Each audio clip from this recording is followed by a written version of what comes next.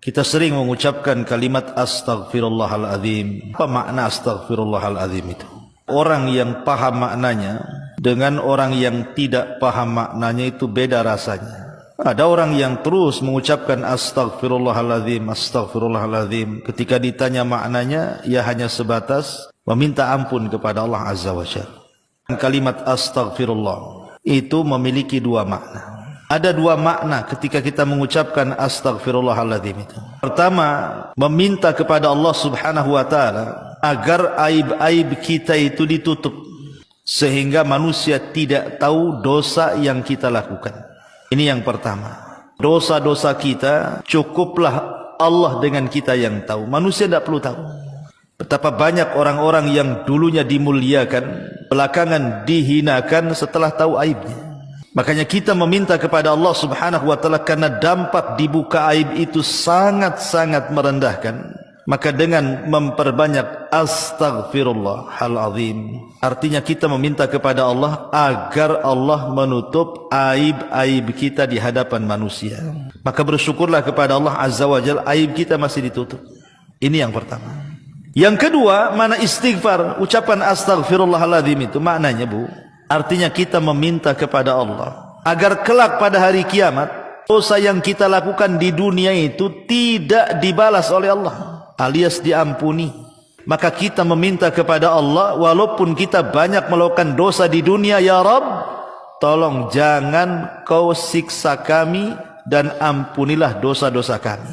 Ataupun selepas sholat 5 waktu, Bu, yang sudah saya jelaskan Ibu, kalau habis sholat 5 waktu, sholat wajib, pertama kali setelah salam dibaca apa? Astaghfirullahaladzim 3 kali. Istighfar juga dibaca ketika di waktu sepertiga malam akhir, ketika Allah Subhanahu wa taala berfirman kepada hamba-hambanya, siapapun yang meminta ampun kepadaku, ku ampuni. Maka kita dianjurkan memperbanyak istighfar di sepertiga malam akhir.